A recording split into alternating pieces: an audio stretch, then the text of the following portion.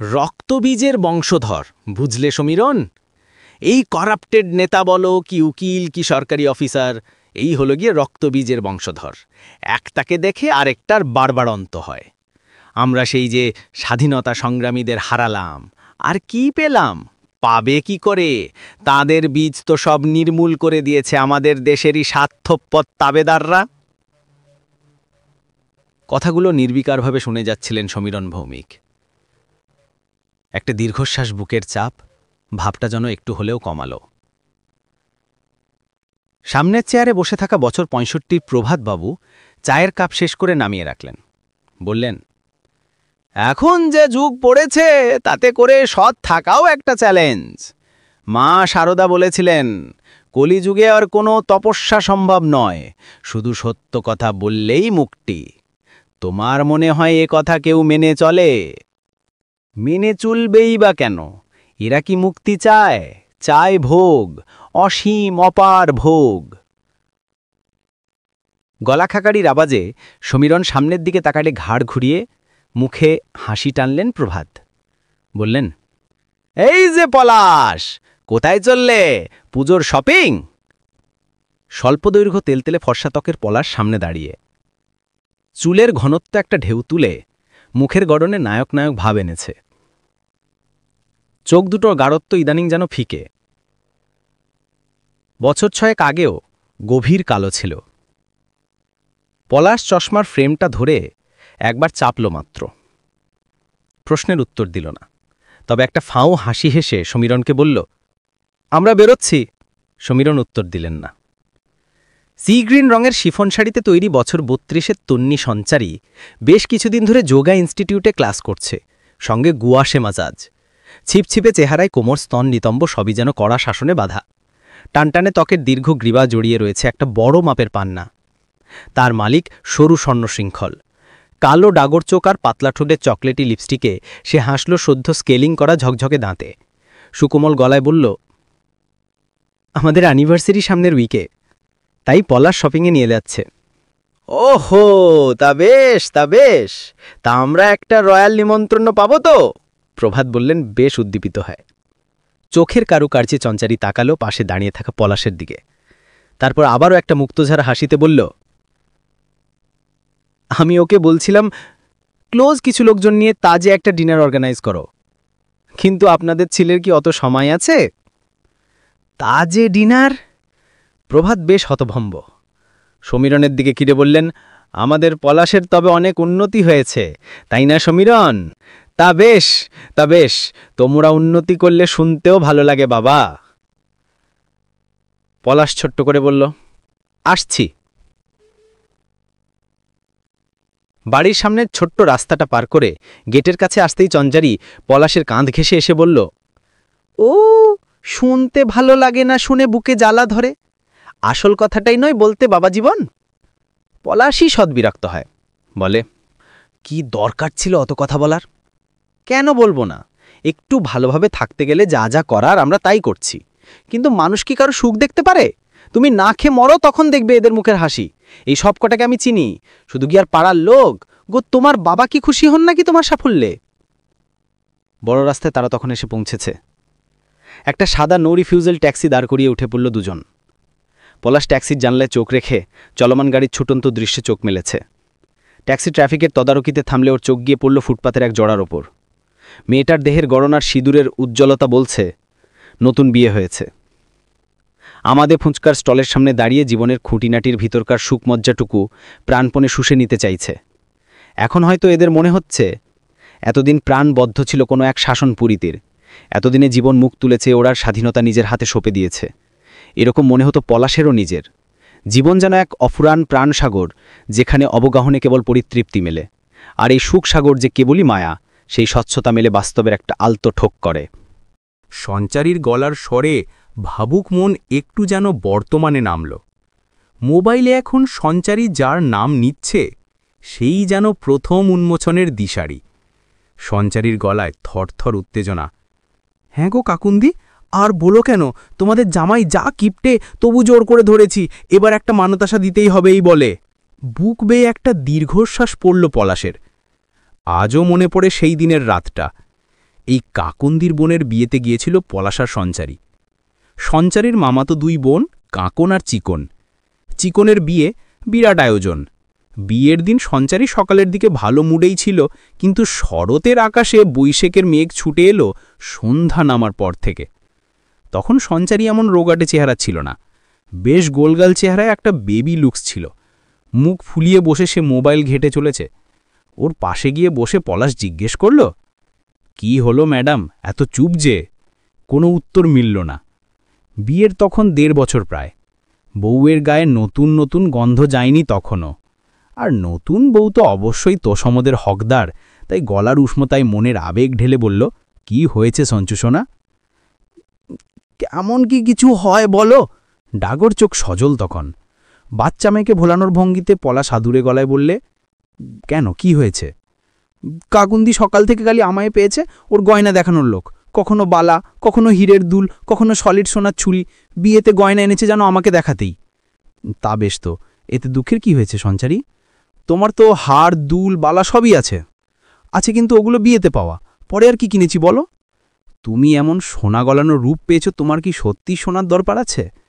ওরা তো আর তোমার মতন এমন সুন্দর নয়। সুন্দর হলে বুঝি গয়না পড়তে নেই? আহা, তাকে বলল। কিন্তু আমার যে তেমন সামর্থ্য নেই সঞ্চু। সরকারি চাকরি, কত মাইনে পাই বলো? সঞ্চারী আর কোনো কথা বলেনি ঠিকই, কিন্তু পরদিন আর কোণেত্রীতে সে গেল না। মুখে কুলু পেটে বিছানায় পড়ে রইল। ওর বাড়ির লোকজন একে একে এসে অনুযোগ অভিযোগ করল, কাকুতি মিনুজি করল, বকাঝকা তিরস্কার, কিন্তু না, ওর প্রচণ্ড পেটে ব্যথা, তাই সে যেতে অসমর্থ। তা হতেই পারে। বিয়েবাড়ির খাওয়া দাওয়া অনিয়ম থেকে শরীর খারাপ হওয়া অস্বাভাবিক কিছু নয়। যারা বলছিলেন, বড় জেদ তো সঞ্চু, যেই কাকন তোকে বালাটা পড়তো দিল না, অমনি তোর গাল ফুলল বল, তাদের ধমকে চুপ করিয়ে সঞ্চারীর মামা বলেন, কি বলছো আবল তাবল? মেয়েটার কি শরীর খারাপ করতে নেই? থাক না, বাড়িতে থেকে রেস্ট নিক। পিসিমারা তো থাকছে নয়, খেয়াল রাখবে ওর। পলাশ গেলেই হলো। মামারি কথার বিরোধিতা করে এক পিসিনো বলে ওঠেন, ওর পেটের হিংসের ব্যথা মেটাতে আমরা থাকতে যাব কেন বাবা? এত সাজগোজার আয়োজন করেছি, কি ঘরে বসে থাকতে? লজ্জায় মাথা কাটা যাওয়ার জোগাড় তখন পলাশের। ও কখন বালা নিয়ে এত সিন ক্রিয়েট করলো? বলল, আপনারা যান মামা, আমিও সঙ্গে থাকব। পিসি দিদা কি বলছেন তা তো জানি না, তবে ওকে বার কয়েক টয়লেট যেতে দেখেছি। শুধু শুধু কি ম্যাচিওর একটা মেয়ে? আরে দূর, ও তুমি সিরিয়াসলি নিও না তো এই পাগলগুলোর কথা। এরা এভাবে উত্তেজিত করছে ইচ্ছে করে, যাতে সঞ্চু যায়। আরে শরীর খারাপ থাকলে কি জোড়াজুড়ি চালে? মামা শ্বশুর ব্যাপারটা হালকা করে দিতে বললেন। ওরা সবাই বেরিয়ে পড়ল। ফাঁকা দোতলা বাড়ির একটা ঘরে ওরা দুজন। অন্ধকার ঘরে হাতের পিঠে কপাল ঢেকে সঞ্চারী শুয়ে। পলাশ ওর কাছে গিয়ে বলল, সত্যি কি তুমি কাকন্দির বালা পড়তে চেয়েছিলে? কোনো উত্তর দিল না সঞ্চারী। দীর্ঘশ্বাস ফেলে পলাশ বলল, তুমি এত গয়না পড়তে ভালোবাসো? শরীর দুলিয়ে পাশ ফিরে শোয়ে সঞ্চারী। ফুঁসে উঠে বলে, ভালোবাসলে কি আর হয়, বরাতও তো চাই, যার কপালই মন্দ। তারপর শোনা যায় নাক টানা শব্দ। কোণে যাত্রীর দল বাড়ি ফিরে গুণগান করতে থাকে পলাশের। সঞ্চারীর মাকে বলে, ভাগ্য করে জামাই পেয়েছিস রে, আমরা সবাই নাচতে নাচতে গেলুম, আর সে কিনা বউয়ের পাহারায় রয়ে গেল। মেয়ে তোমার খুব সুখী হবে, এমন যোগ্য বর পেয়েছে। কিন্তু পলাশ তখন সত্যিই ধন্ধে। যোগ্যতার সঠিক সংজ্ঞা কি? ঐশ্বর্যের লাইনে সবার আগে থাকা নয় কি? 2 হাতে মুঠো মুঠো টাকা রোজগার করা? আজ এরা যতই বড়াই করে বলুক পলাশ ভালো জামাই, পলাশ নিজে কি এ অনুষ্ঠানে এসে নিজেকে পিছন সারিতে পায়নি? যার যত রোজগার, তার কথার দাম বেশি, সে তত অভিজ্ঞ আর বুদ্ধিমান। এরকম একটা হাওয়া উড়ে গেছে সারা অনুষ্ঠান বাড়ি। ব্যাংক ব্যালেন্স দেখে মানুষের গুরুত্ব নির্ধারণ করে যে সমাজ, তাদের কাছে যোগ্যতার সংজ্ঞা কি? পলাশের ভাইয়েরা কখনো ওর দিকে চেয়ে কথা বলে না, কথা ছুঁড়ে দেয়। পলাশ যেন সেই প্রভুভক্ত কুকুর, যে গল্ফের মাঠে প্রভুর দূরে ছোঁড়া নিশানা মিস করা বল মুখে করে তুলে নিয়ে আসে প্রভুর কাছে, ক্রমাগত লেজ নাড়ে প্রশংসার আশায়। একটা জটলায়, যেখানে মেশো পেশে আর বাড়ির অন্য জামাইরা ছিল, তারা শেয়ার মার্কেটের গল্প করে। পলাশ চুপ করে থাকে। ওকে খুঁচিয়ে সঞ্চারীর এক মেশো জিজ্ঞেস করলেন, তোমার শেয়ার মার্কেটে ইনভেস্টমেন্ট কী রকম? পলাশ হেসে বলে, আমার ভরসা পোস্ট অফিস। ভদ্রলোক ঠোঁট মাকান। ওখানে রেট অফ ইন্টারেস্ট কত যেন? সিনিয়র সিটিজেনদের একটু বেশি, তাই বাবা আর মার নামেই। নো, পলাশ, বিয়ের পর তোমার দায়িত্ব স্ত্রী, ওর নামে অ্যাকাউন্ট খোলোনি? হ্যাঁ, ব্যাংকে, যেখানে স্যালারি ঢোকে। তা টাকা জমাও ভায়া, টাকা জমাও। ওই পোস্ট অফিস ব্যাংকে কি মেলে? তা তোমার ইনকাম ট্যাক্স রিটার্ন কাকে দিয়ে করাও? নিজেই? না, উকিল রেখো। পলাশ বুঝতে পারছিল ওরা কোন দিকে তীরটা মারতে চাইছে। এদের পকেট ভারী আর পলাশের ফক্কা, তাই পলাশ যেন নিজেকে বিশেষ হনু না মনে করে। ভিতর তীব্র জ্বালা আত্মবিশ্বাস গলিয়ে দিচ্ছিল তখন। টাকা, প্রপার্টি, কে কটা ফ্ল্যাট কিনেছে, ডুপ্লেক্স, ট্রিপ্লেক্স, টাওয়ারের গল্প। একটা গাড়ির মডেলের নামই শোনেনি পলাশ, শোনেনি দামি ব্র্যান্ডের স্কচ হুইস্কির গল্প। সঞ্চারী কিন্তু বিরাট বড়লোক বাড়ির মেয়ে নয়, কিন্তু এরা তবে কারা? মধ্যবিত্ত এ কোন সিঁড়ি পেল যা ধরে উঁচুতলায় এত অনায়াসে পৌঁছানো যায়? পলাশ তো ইঞ্জিনিয়ার, কাকুন্দির বর মামুলি গ্র্যাজুয়েট, তাতেই এত। তাই সঞ্চারীর সমস্যাটা খুব গভীরভাবে বুঝতে পারছিল পলাশ। আর ওই তো শেষ নয় বন্ধুমহল। যখন একে একে গাড়ি বাড়ির গল্প শোনায় গোয়া কেরলে ছুটি কাটানোর মনোরম অভিজ্ঞতা, তখন ছেলেবেলার বলা কথাটায় নিজেরই হাসি পায়। একতারা টাকার বান্ডিল পড়েছিল বিছানায়, বাবা ব্যাংক থেকে সদ্য তুলেছেন। ওদের বাড়িটা তখন রিপেয়ার হচ্ছে। পলাশের 7 বছর বয়স। টাকার তারা নাকে ঠেকিয়ে না কুচকে পলাশ বলেছিল, কি বটকা গন্ধ। শুনে খুব হেসেছিল মা আর বাবা। বাবা কানের লতি টেনে বলেছিলেন, তাই রে বেটা, কিন্তু লোকে যে টাকার গন্ধের জন্য পাগল।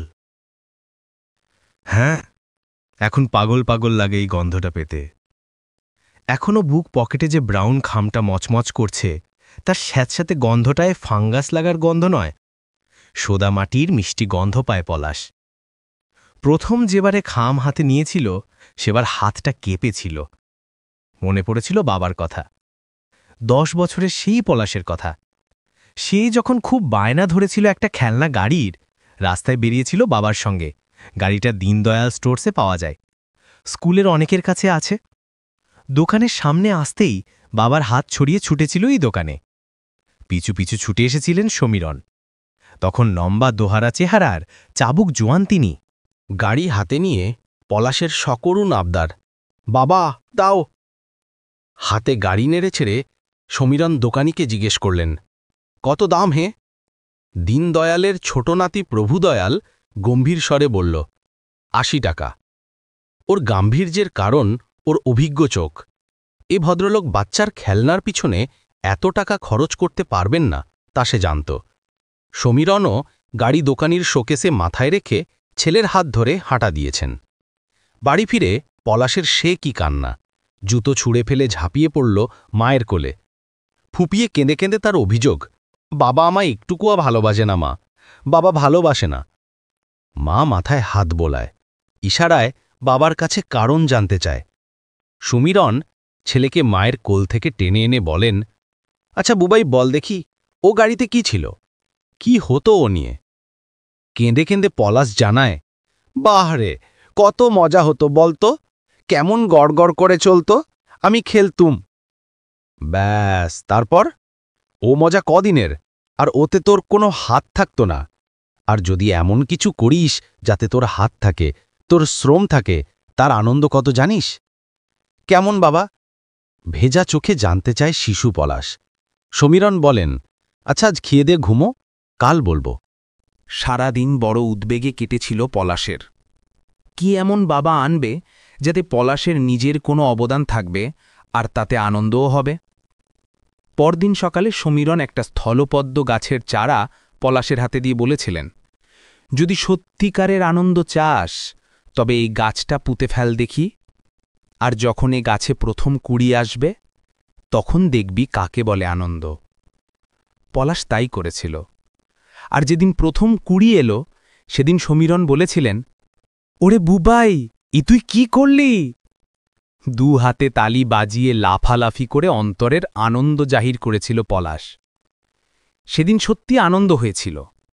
বাবার গাড়ি কিনে দেওয়ার সামর্থ্য নেই, তা বোঝার ক্ষমতা ছিল না তখন। কিন্তু আনন্দ যা ক্ষণিকের অনুভূতি এবং তা পেতে গেলে নিজেরও অবদান থাকে, তা বোঝাতে হয়তো সক্ষম হয়েছেন ভেবে সমীরণ হয়তো স্বস্তি পেয়েছিলেন।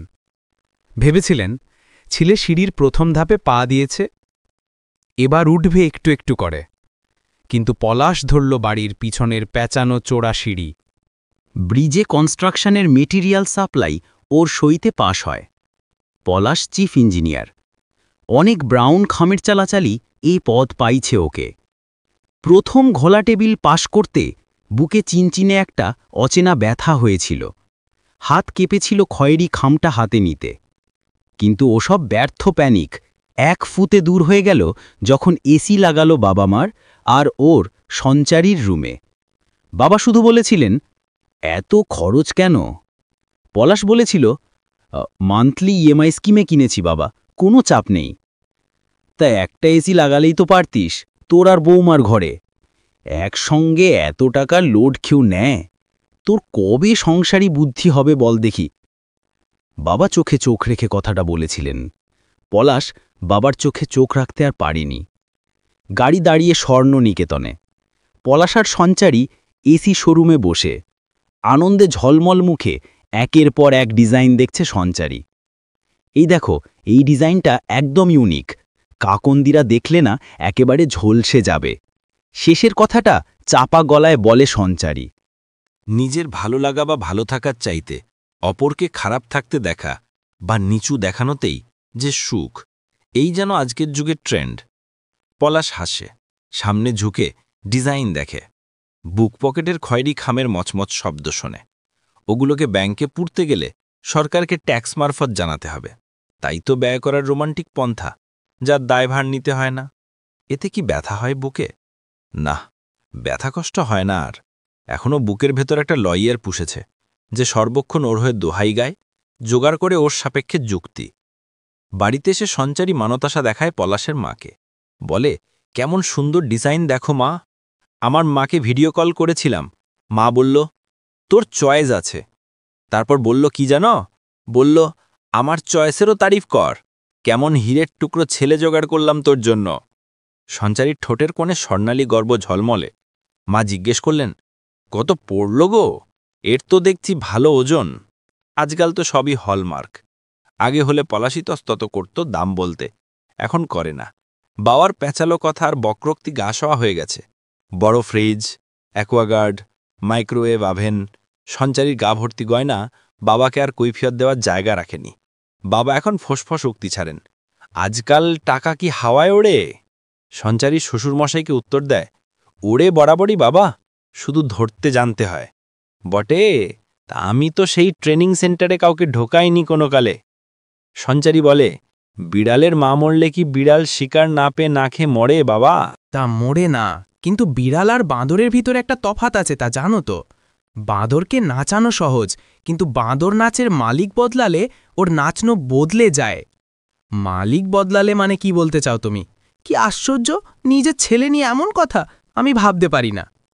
সঞ্চারী কেঁদে ভাষায়, আর সেদিন থেকে বলে, তোমার বাড়ির লোক হিংসার ইউনিভার্সিটি খুলেছে, ওখান থেকে পাশ করে বেরুলে শরীরে আর প্রশংসা করার প্রবণতা অবশিষ্ট থাকবে না। এখন পলাশের হজমশক্তি জোরালি, গায়ের চামড়া পুরু, তাই সে আজ বেশ গর্ব করেই মান্তাসার দাম জানায়। 2.5 লাখ পড়ল। বাব্বা, ব্যঙ্গ করে বলেন সমীরণ। তারপর বলেন, উন্নয়ন একেই বলে তবে। কিছু বললে ভুরু বাকিয়ে বলে সঞ্চারী। সমীরণ হাসেন, কি আর বলবো, নিউজ দেখছি আর উন্নয়ন দেখছি। সঞ্চারী মান্তাসা বাক্সে পুরে উঠে পড়ে, ওর পিছন পিছন ঘরের দিক নেয় পলাশ। আর তখনই টিভিতে শোনে, আজকের ব্রেকিং নিউজ, ব্রিজ ভেঙে বিপুল সংখ্যক মানুষের মৃত্যু, বহু মানুষ এখনও চাঙড়ের তলায় চাপা পড়া, তাদের উদ্ধারের জন্য বিশেষ টিম পাঠানোর নির্দেশ দিয়েছে সরকার। বুকের ভিতরটা ধকধক করে ওঠে পলাশের, ছুটে যায় টিভির সামনে। এই ব্রিজ তো ওর হাতেই পাশ করা মেটেরিয়ালে তৈরি। শাসক দলের বিরোধী নেতারা সরব, পরিষ্কার বোঝা যাচ্ছে দুর্নীতি। ব্রিজ তো হলো এই কদিন আগে, ভাঙে কি করে? চিফ ইঞ্জিনিয়ারকে ধরা হোক। একটা মাথা ধরলে অনেক মাথা বেরুবে। পুয়ার মেটেরিয়ালে কনস্ট্রাকশন। এই মুহূর্তের খবর, সরকার পক্ষ থেকে বিশেষ তদন্ত কমিশন বসানো হয়েছে।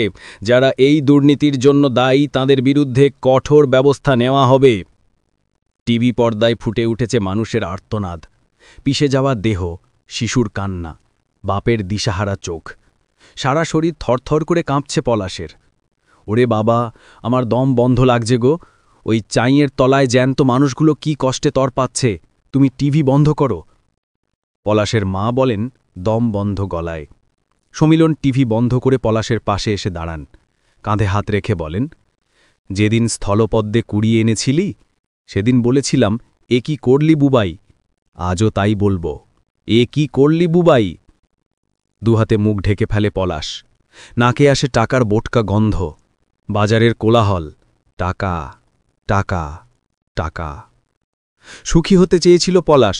দু পকেটে টাকা নিয়ে সুখ কিনতে গিয়েছিল বাজারে। কিন্তু সুখ কি সত্যি কেনা যায়? কিনতে কি পাওয়া যায় কালো বাজারে? প্রিয় বন্ধুরা, এতক্ষণ সাথে থেকে গল্পটা শোনার জন্য অশেষ ধন্যবাদ। গল্পটা আপনাদের কেমন লাগলো? ভালো লাগলে একটা লাইক, কমেন্ট ও শেয়ার করে দেবেন।